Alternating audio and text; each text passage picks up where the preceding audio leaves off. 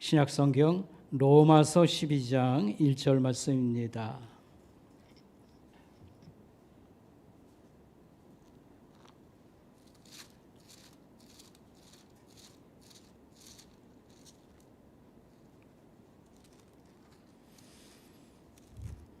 로마서 12장 1절 말씀, 여러분 가지고 계신 성경 신약성경 256페이지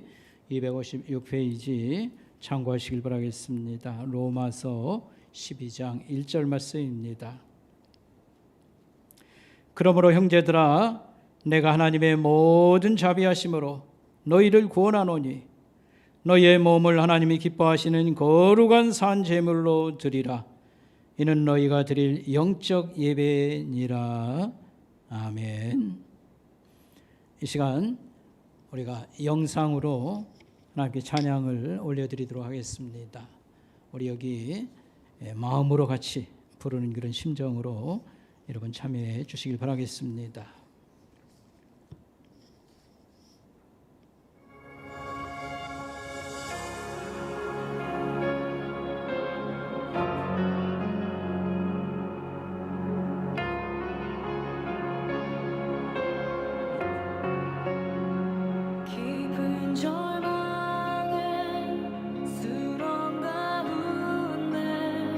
주님께 닿을 수 없던 우리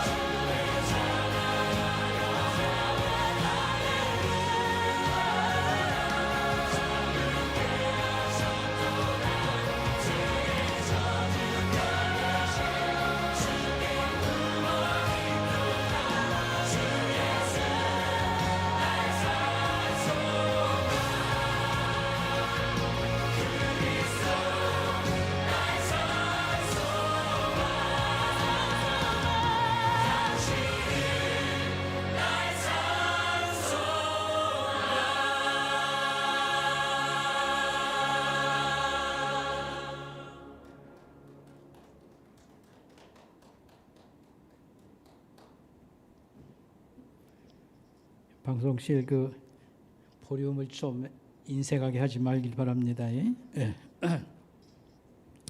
예. 우리가 예배에 관해서 말씀을 듣고 있습니다. 지난 시간 예배에 관해서 말씀을 드렸고요. 오늘 또 몸을 산 제물로 드려라, 이런 제목으로 말씀을 생각하도록 하겠습니다. 신약 성경에서 예배의 원리라고 할 수 있는 중요한 원칙을 가르쳐주는 말씀이 그 둘만 이렇게 꼽으라고 하면 요한복음 4장 24절과 로마서 11장 1절 말씀입니다.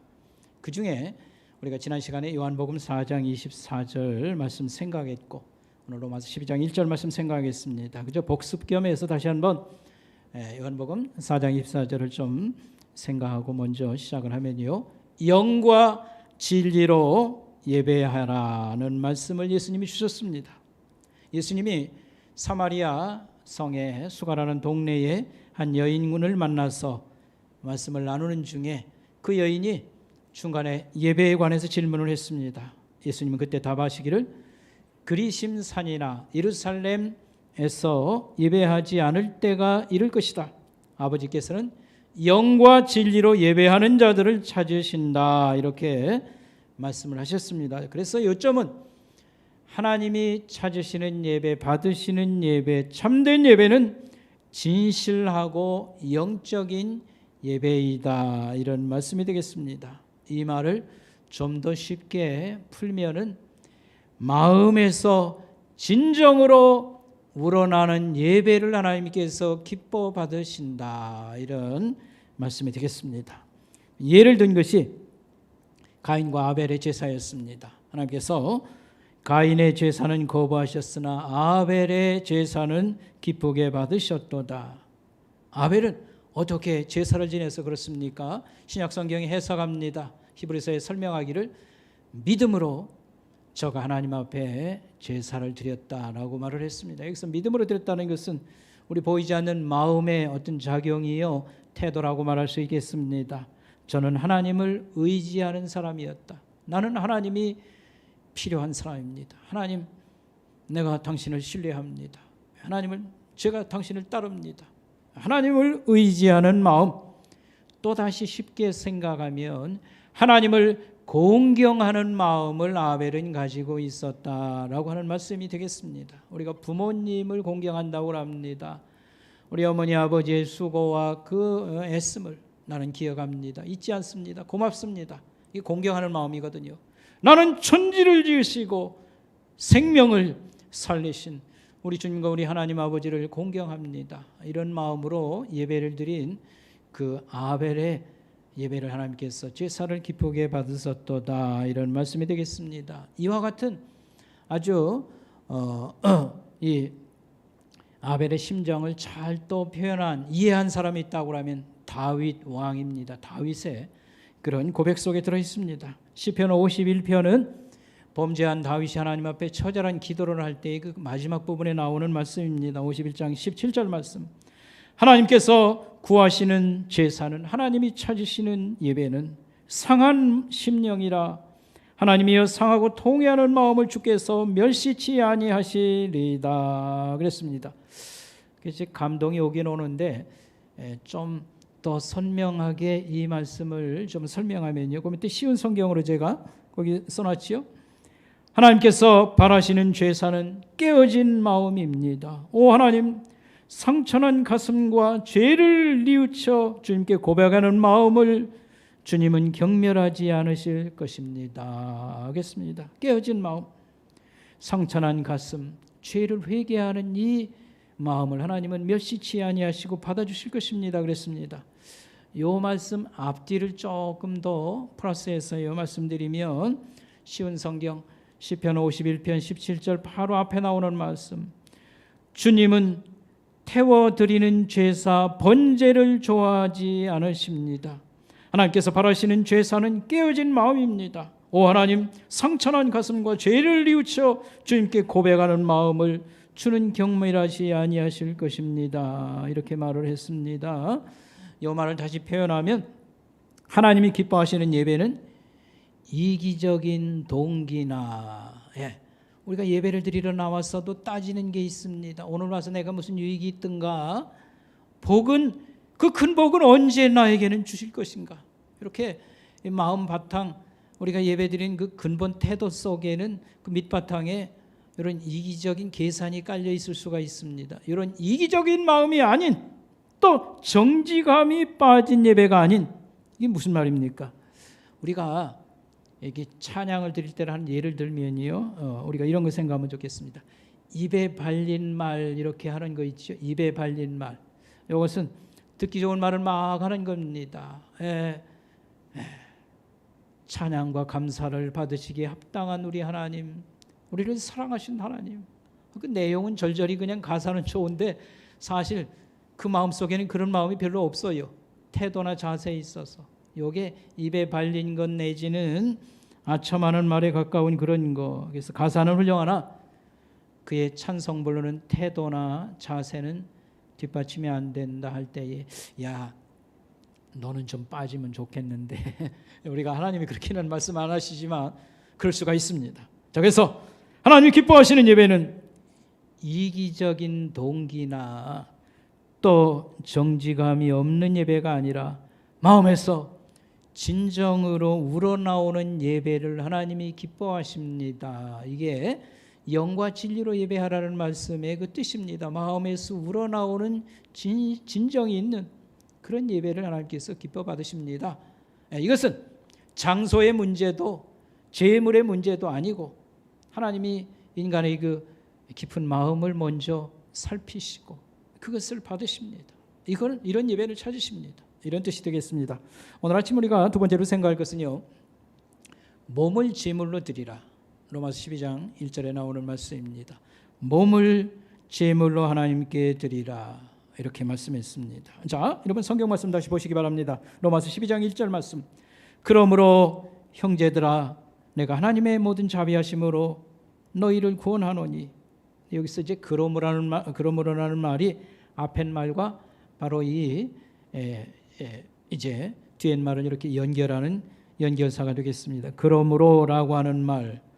근데 이것은 바로 앞에 있는 11장의 말을 이렇게 연결한다라고 보는 것이 자연스럽긴 합니다만, 학자들의 일반적인 그런 견해는 무엇이냐면 앞에 1장부터 로마서 1장부터 11장까지 그 내용은 뭐냐면요, 구원에 대한 아주 진지한 설명이 여기 핵심입니다.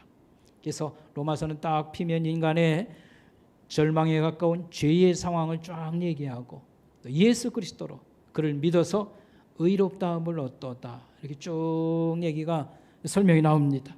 그래놓고 12장에 와서 그러므로, 그래서 앞의 내용을 근거로 해서 이걸 전제로 해서 결론을 말하려고 하는 것입니다. 하면서 우리는 이렇게 살아야 됩니다. 그 얘기를 한 5장에 걸쳐서 얘기합니다. 그러므로 로마서는 16장으로 끝나는 것이죠. 여기서 1장부터 11장 내용. 그러므로 우리는 이렇게 하나님을 예배하는 게 필요하고 이런 삶이 필요합니다. 이게 바로 이제 11장 1절이 말하려고 하는 그런 내용이 있습니다. 여러분 그 뒷면을 참고하시길 바라겠습니다. 인쇄물 뒷면을 참고하시면 스프롤이라고 하는 학자, 우리가 지난 시간에도 제가 이번 연구를 기반으로 해서 말씀을 전했습니다. 스프롤은 이렇게 설명했습니다. 바울은 로마의 신자들에게 이렇게 말하는 듯 합니다. 복음을 생각하라. 복음, 기쁜 소식, 예수님 얘기, 이 복음을 생각하라. 그리스도께서는 여러분들을 위해서 그가 행하신 일에 어떻게 여러분들은 반응을 해야 합니까? 그리스도는 자신을 조금도 아끼지 않고 자기 백성을 위하여 생명을 내주셨으며 자기 양떼를 위하여 기꺼이 자신을 희생하셨습니다. 이것을 어떻게 받아들이고 어떻게 반응을 할 것입니까? 우리는 먼저 그에게 합당한 예배를 드려야 됩니다. 영적 예배를 드려야 됩니다. 그러면 영적 예배는 무엇일까? 우리는 돈이나 시간이나 물질이 아니라 생명을 바쳐 이 복음에 반응해야 하는 것입니다. 바울은 이것을 우리의 몸을, 우리 자신은 산 제물로 하나님께 드리라고 말을 했습니다. 그분이 원하는 것은 우리의 삶입니다. 이 몸이라는 말은 우리의 삶입니다. 이런 뜻입니다. 복음의 믿음으로 반응한다는 것은 우리의 몸과 영혼을 그리스도께 온전히 드린다는 것을 의미하는 것입니다. 요약하면, 정리하면 여러분 자신과 여러분의 삶을 바치는 것, 이게 우리가 구원받은 이 복음의 축복을 받은 우리가 하나님께 드려야 될 첫 번째 반응이요 전체라고 말할 수 있겠습니다. 이렇게 말을 했습니다. 존 스타트라고 유명한 학자지요. 존 스타트 목사님이 이렇게 이 부분을 설명했습니다. 바울은 이 앞에 로마서 3장의 13절에 거기 이하에 나오는 인간의 타락상을 폭로하면서 그게 몸을 통해서 나타난다 이렇게 말을 했습니다. 인간의 타락상, 죄의 그 참상이 몸을 통해서 나타나도다 하면서 이제 지금 로마서 그 3장 13절 이하의 말을 인용을 하는 거죠. 혀로는 남을 속이고 입술로는 독사의 독이 흐르고 입은 저주와 독설로 가득하고 발은 피 흘리는 데 날새고 눈에는 하나님을 두려워하는 기색이 없고. 그런데 이렇게 살던 사람들이 예수님을 믿고서 인생이 달라진 일이 이제 나타나게 되었도다.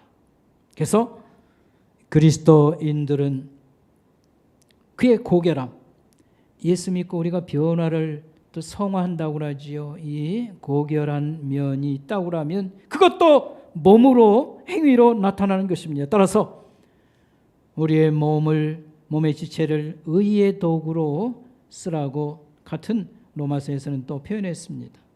좀 더 구체적으로 말하면 우리의 발은 하나님의 길을 따라 걸을 것이고 우리의 입술은 진리를 말하며 복음을 전파하며 우리의 혀는 마음의 상처를 입은 사람들을 치유하고 우리의 손은 넘어진 사람을 일으킬 것이고 우리의 팔로는 사랑받지 못하는 외로운 사람들을 안아줄 것이고 우리의 귀로는 비탄에 빠진 사람들, 비참함에 빠진 사람들의 울부짖음에 귀를 기울일 것이고 우리의 눈으로는 겸손하게 오래 참으면서 하나님을 바라볼 것입니다. 이렇게 말을 했습니다.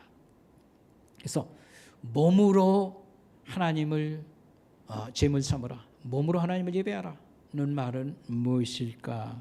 그것은 우리의 삶을 바쳐서 주님께 반응하는 삶을 의미하는 것입니다.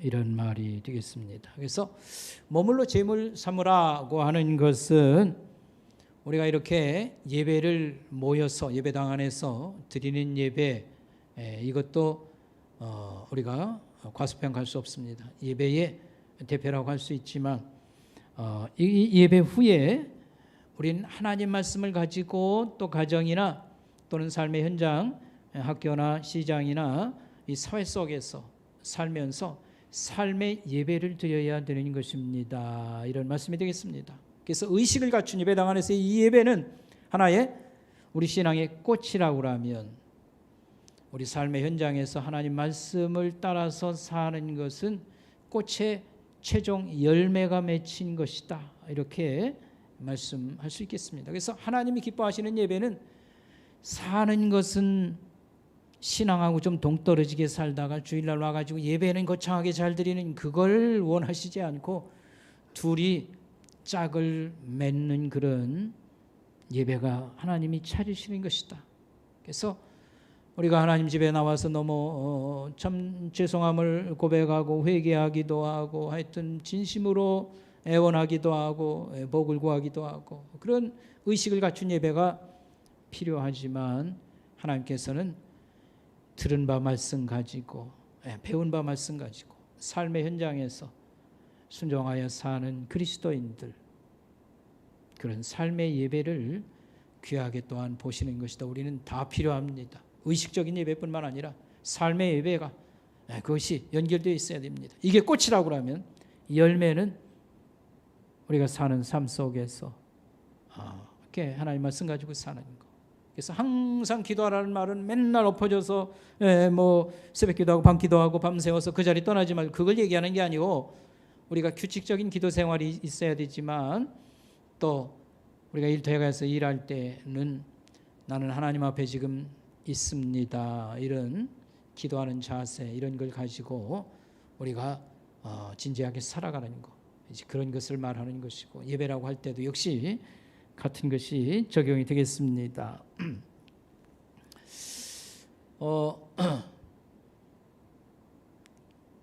우리가 적용 우리 삶에 이걸 반영하는 그런 걸 좀 몇 가지 같이 여러분과 더 나누기를 원하는 것입니다.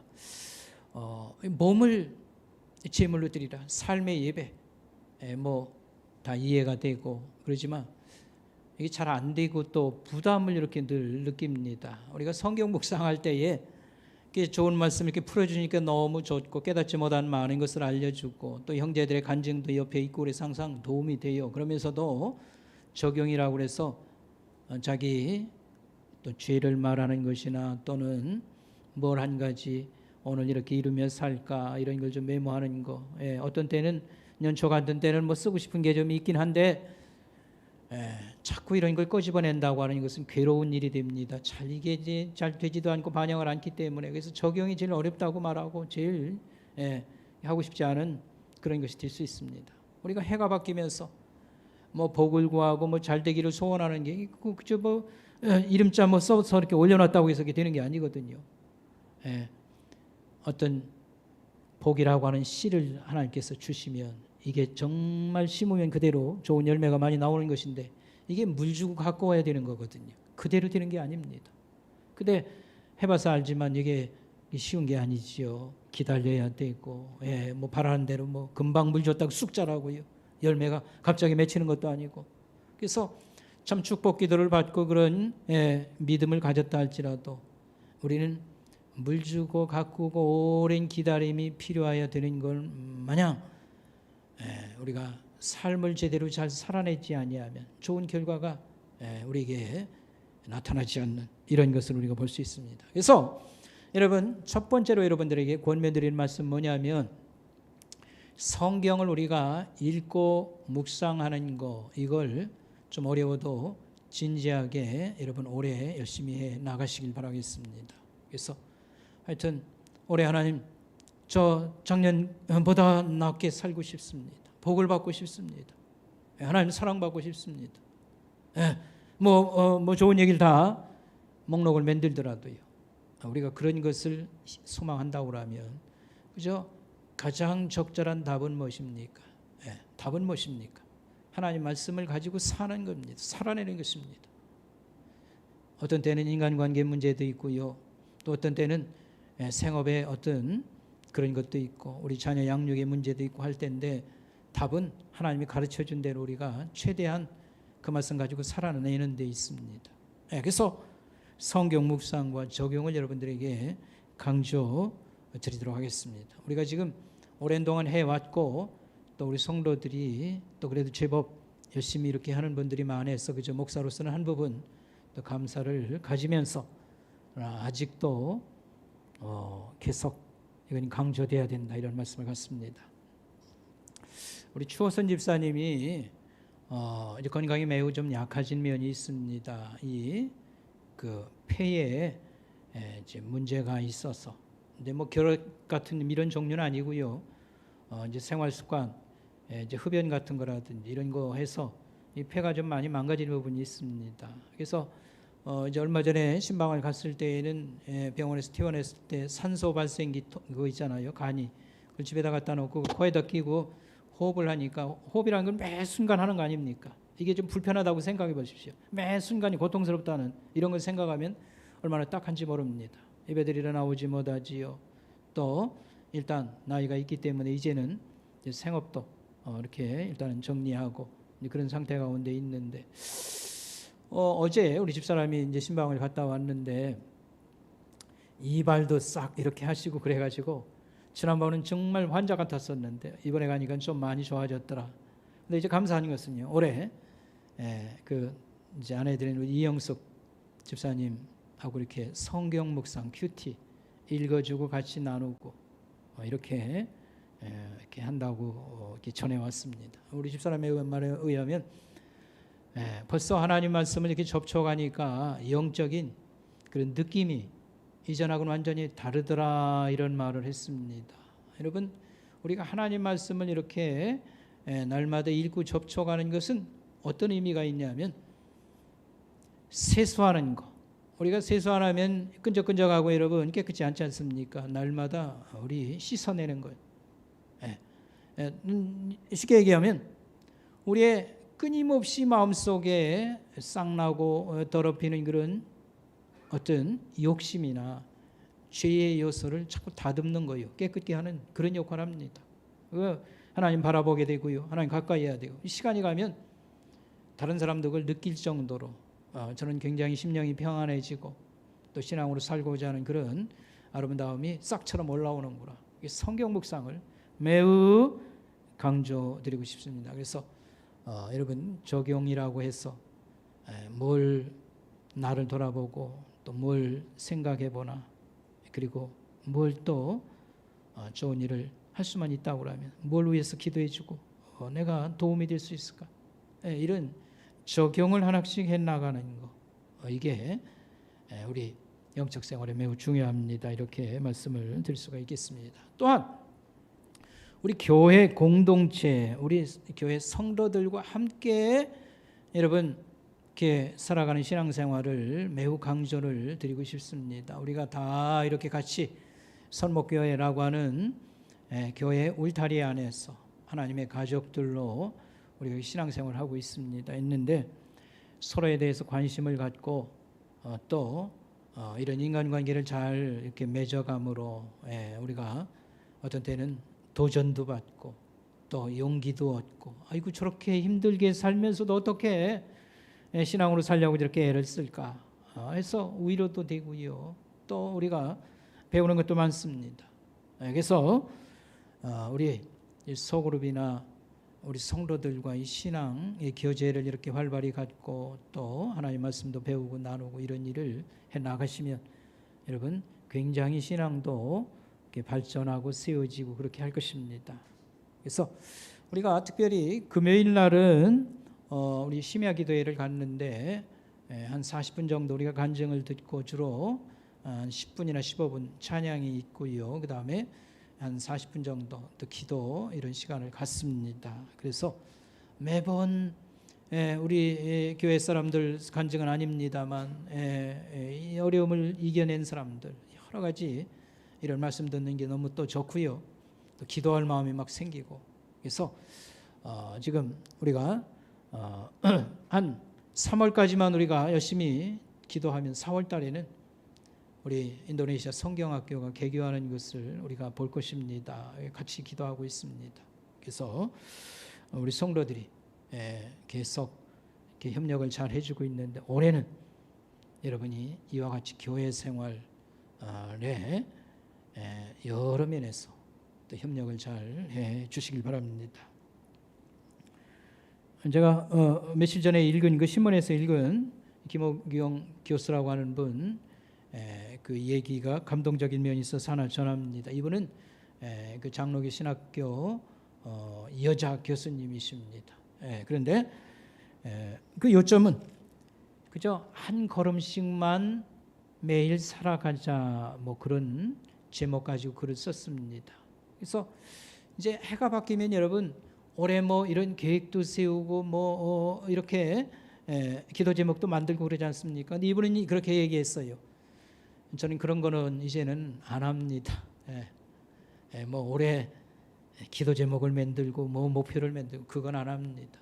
지금은 나이가 들어서 그런지는 몰라지만 어떻게 하냐면 하루 그저 한 말씀 하나님 주시면 그거 가지고 하루 잘 사는 거 여기 힘씁니다. 이렇게 얘기를 시작했습니다.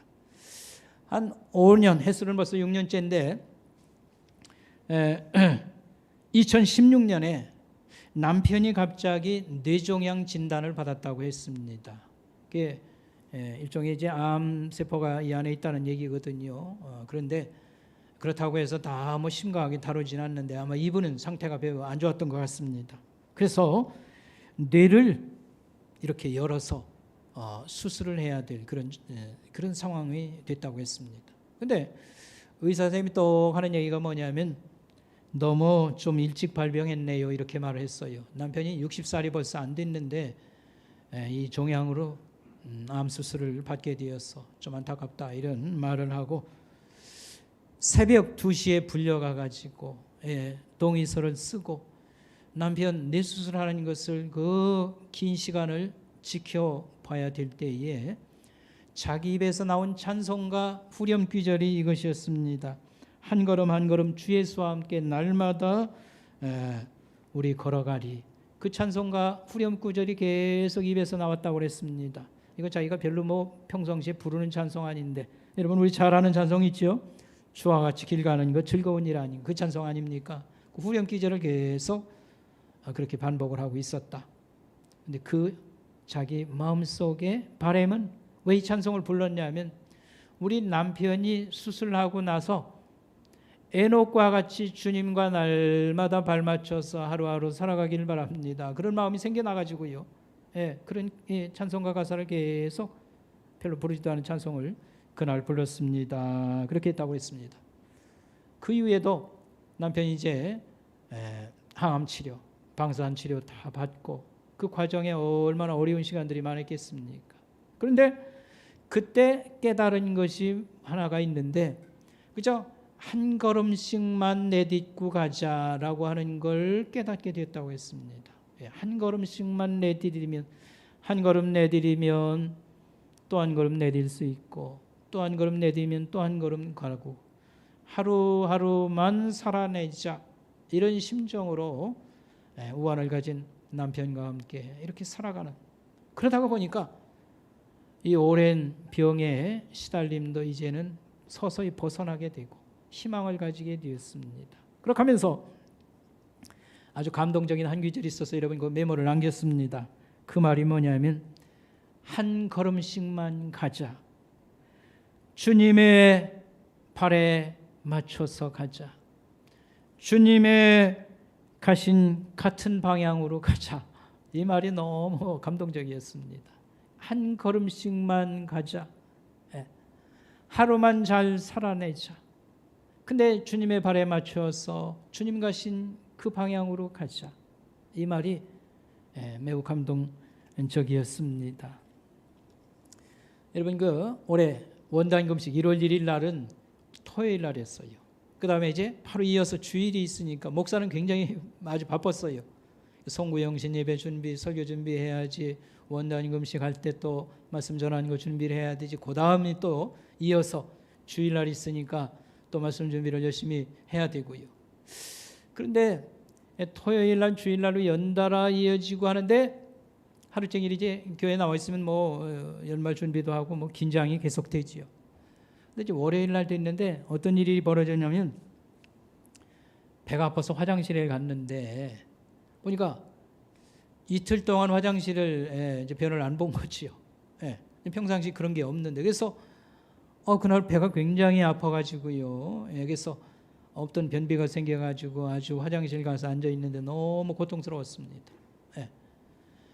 또 피도 쏟아지고요. 그래서 그걸 일주일 동안 이렇게 그 어려움을 했는데 우리 이제 많이 아프신 분들이 있어도 죄송합니다. 그것도 무슨 아픈 거라고 그렇게 얘기하느냐고. 그런데 하여튼 화장실 앞에 가서 몇 걸음 걸어가는 게 아주 괴로운 그런 걸음이었다. 이제 그런 말씀입니다. 근데 그걸 그 괴로운 걸음 한 걸음이라는 말이 얼마나 절실하게 고통 가운데 있는 사람에게는 다가오는가 이런 말씀을 드립니다. 일주일쯤 지나니까 좀 이제 나아졌어요. 그래서 이 화장실 앞 한 걸음이 별로 겁이 안 나는 그런 것으로 돌아온 거 이런 걸 이제 간단히라도 소개하고요. 요즘은 절 많이 못 느끼겠습니다. 그 마라톤이라고 하는 경주 제가 초등생이나 아니면 중고등학교 시절에 많이 이렇게 좀 하지 않았는가. 제가 다녔던 저는 서울에서 학교를 다녔습니다만 중고등학교 시절에 개교기념일이 되면 항상 마라톤 경주가 있습니다. 그래서 서울 회화동에서 저 중앙천까지 그 앞에 가서 도장 받아가지고 돌아오는 거예요. 창경궁 앞으로 해가지고 한 바퀴 돌아가지고 지금의 저 이사간 서울대학 그 동순동으로 한 바퀴 돌아옵니다. 근데 대부분 완주를 했는데 중간에 힘들어가지고 중간에 버스 타고 온 기억도 있지 않는가. 중학생이면서도요.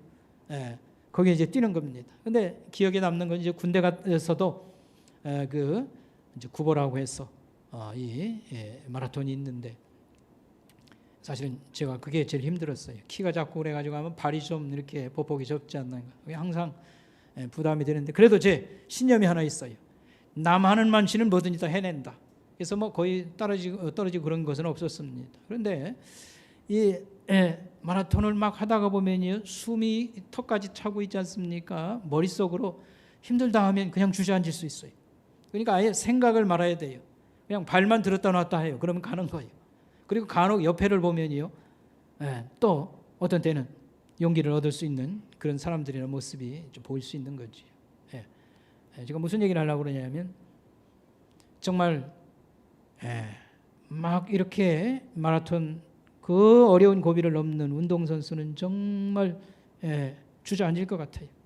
그렇지만 이걸 참아내야 됩니다. 생각을 말아야 돼요. 발만 들었다 내렸다 해야 됩니다. 그러면 이제 끝까지 갈 수 있는 거죠.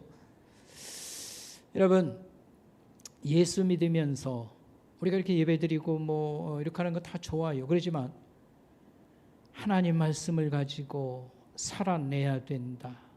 뭐 이런 삶의 어떤 부담 주는 이런 말씀들은 제일 힘들게 생각되는 겁니다. 이것만 없어도 성경 묵상이 괜찮을 텐데 이것만 없어도 그 날마다 우리가 자신을 돌아보거나 한 가지 말씀을 실천해보자라고 하는 것이 우리에게 짐이 되고 무게가 된다. 이런 마음을 갖습니다. 그런데 방금 얘기한 것처럼 우리가 하나씩만 생각하자. 하루만 우리가 충실하게 잘 살아내자. 그리고 또 하루가 주어지면 살아내고.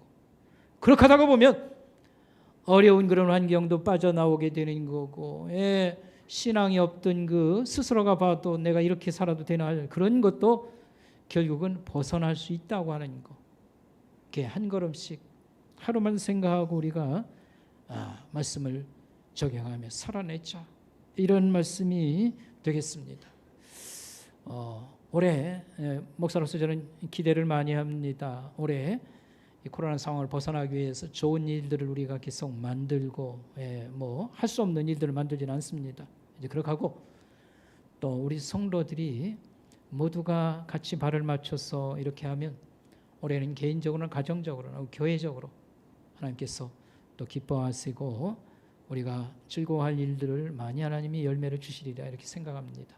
감사한 것은 우리가 아까 이제 금요 심야 기도 얘기가 나왔습니다. 우리 기도 메시지 할 때 제가 더 살아붙여 설명하겠습니다만 우리 순모임이 금요일 날 이렇게 모르는 그룹들이 여럿이 생겨서 자연스럽게 심야 기도회로 연결이 되고 그렇게 하고 지금 있습니다. 그래서 거기서 제가 말하려는 요점은 젊은 분들이 우리 성도들이 여기 올해 많이 참여를 해서 아주 굉장히 저는 고무적이고요. 기쁘게 생각합니다.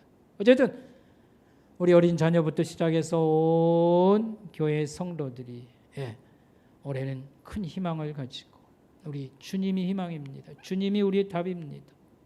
무엇 때문에 우리가 희망을 갖고 올해 나아지리라고 생각하는가? 우리를 사랑하시는 주님, 우리를 도우시는 분이 우리 위에 우리 앞에 계시기 때문이다. 그래서 올해는 우리가 한 걸음씩 날마다 그저 충실하게 살아가면 하나님께서 기쁜 일을 많이 주실 것입니다. 우리 성도들 다 참 올해 정말 좋은 한 해 하나님께서 우리에게 이런 기쁨을 위로를 복을 주셨습니다. 그렇게 고백을 하리라고 생각합니다. 이제 마지막 말씀 한 가지요. 우리의 예배가 됐던 삶이 되었던 여기에 알게 모르게 이 죄의 영향력이 항상 작용한다고 하는 것입니다. 어떤 때는 그래 연초니까 또 올해는 잘해야지. 그래서 우리가 진지하게 이렇게 준비를 잘해서 하는 부분이 있는가 하면 그저 멍하니 앉았다가 딴 생각하는 식으로 있지 않습니까? 성의 없는 예배나 그저 우리의 생각 없는 그런 신앙과 동떨어진 삶을 사는 게 항상 우리의 한 부분이 된다고 하는 것입니다. 자, 그러면 하나님께서 만약